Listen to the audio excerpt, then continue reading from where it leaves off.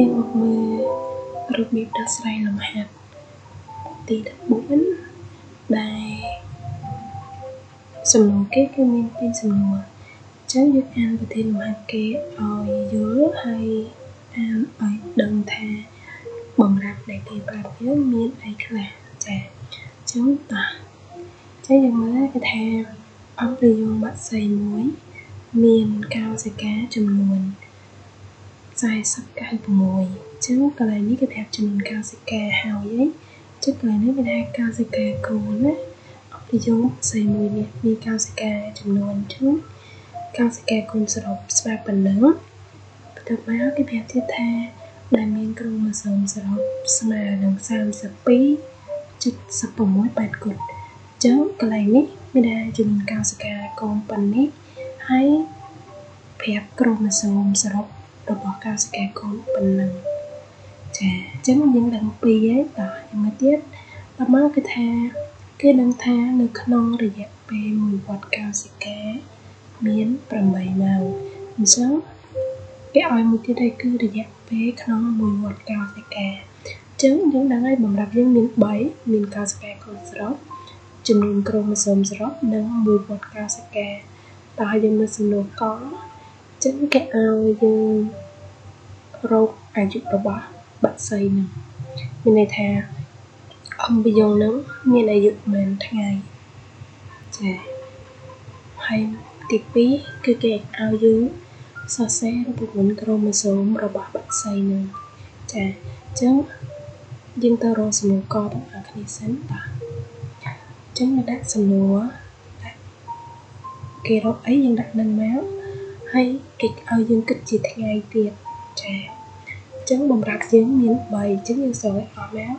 កោសិកាសរុបគ្រូម៉ូសូមសរុបហើយនឹងរយៈពេលមួយវដ្តកោសិកាចាបាទអញ្ចឹងយើងមើលសំណួរគេសិនថាគេឲ្យយើងរកអីគឺអាយុអំប្រយោគអញ្ចឹងយើងដាក់រូបមន្តតាក់ទងទៅនឹងសំណួរសិនមកចាំចាតោះអញ្ចឹងនេះរូបមន្តរបស់វារយៈពេលមួយវដ្តកោសិកាស្មើនឹងអាយុអំប្រយោគចែកឲ្យចំនួនវដ្តខ្ញុំចង់បានអាយុអំប្រយោគគឺស្មើនឹងចំនួនវដ្តកោសិកាគុណនឹងរយៈពេលមួយវដ្តអញ្ចឹងយើងមើលរូបមន្តដែលយើងទាញមកនេះខ្វះអីគេគឺខ្វះចំនួនវដ្តកោសិកាមែនអត់ចាដោយសាររយៈពេលមួយវដ្តកោសិកានេះគឺយើងដឹងហើយគឺ8ម៉ោង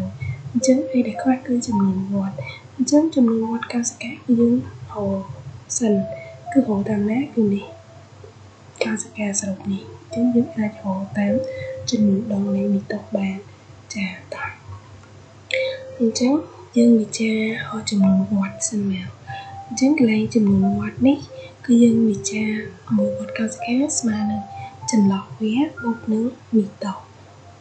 ចន្លោះវាដូចនៃគ្រូធ្លាប់ប្រាប់ពីមុនអញ្ចឹងគឺជាវគ្គដែលកោសិកាវាឆ្លងកាត់លឿនបំផុតអញ្ចឹងយើងអាចទាញបានមួយវដ្តកោសិកាស្មើនឹង1មីតូអញ្ចឹងយើងអាចទាញបានថាចំនួនវដ្តស្មើនឹងចំនួនដងនៃមីតូអញ្ចឹងបើសិនជាឃើញចំនួនដងនៃមីតូប្រមាណចំនួនវដ្តកោសិកាក៏ស្មើនឹងប៉ុណ្ណឹងដូចគ្នាដែរចា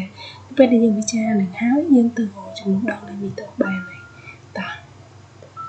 ចាអញ្ចឹងយើងវិចាររូបមន្តចំនួនដងនៃមីតូសិនមកហើយយើងដាក់រូបមន្តវាអញ្ចឹងចំនួនកោសិកាកូនសរុបស្មើនឹង2សេគុណ n ចាអញ្ចឹងអីដែលយើងចង់បានគឺ n អញ្ចឹងកន្លែងកោសិកាកូនសរុបនេះគឺយើងដឹងហើយមែនអត់គឺ4096អញ្ចឹងគឺយើងចំនួនចូលមកយើងទាញរក n បានចានេះអញ្ចឹងកន្លែងនេះនេះគ្រូត្រឡប់វិញណានេះគ្រូដាក់2សេគុណ n នៅមុខវិញអញ្ចឹងកោសិកាកូនសរុបនៅក្នុងបំរាប់យើងដឹងហើយអញ្ចឹងយើងចំនួនចូលហើយយើងចែកជាកតាបឋមដើម្បីទាញរកស្វ័យគុណវាជានៅពេលដែលយើងរកស្វ័យគុណឃើញគឺយើងអាចទាញរក n បានហើយអញ្ចឹងយើងយកស្វ័យគុណស្មើស្វ័យគុណមកដោយសារវាគោល2ដូចគ្នាអញ្ចឹងនាំឲ្យ n ស្មើ12ដងអញ្ចឹងនៅពេលដែលយើងឃើញចំនួនដងនៃមីតូហើយអញ្ចឹងយើងអាចទៅរកចំនួនវដ្តកោសិកាបានអញ្ចឹងមានន័យថាចំនួនមីតូស្មើបាន គឺចំនួនវត្តកោសិកាស្មើនឹងប៉ុណ្ណឹងដូចគ្នាដែរចឹងកន្លែងនេះយើងឃើញចំនួនវត្តកោសិកាហើយចឹងសំណួរយើងគឺចង់បានអាយុអំពីយងចឹងយើងអាចចំនួនលេខបានហើយចានេះចឹងអាយុអំពីយងស្មើនឹងចំនួនវត្តកោសិកាគុណនឹងរយៈពេល1វត្តហើយរយៈពេល1វត្ត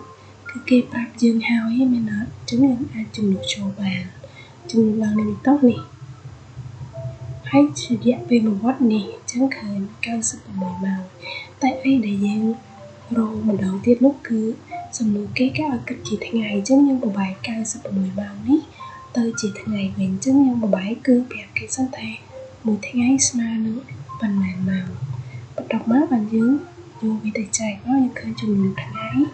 របស់អំពីយងហ្នឹងហើយចឹងនៅពេលដែលយើងឃើញហើយចឹងយើងអាចដាក់ដូចនេះបានចាអញ្ចឹងលំហាត់ទី14កយើងគឺមានប៉ុណ្ណឹងអរគុណ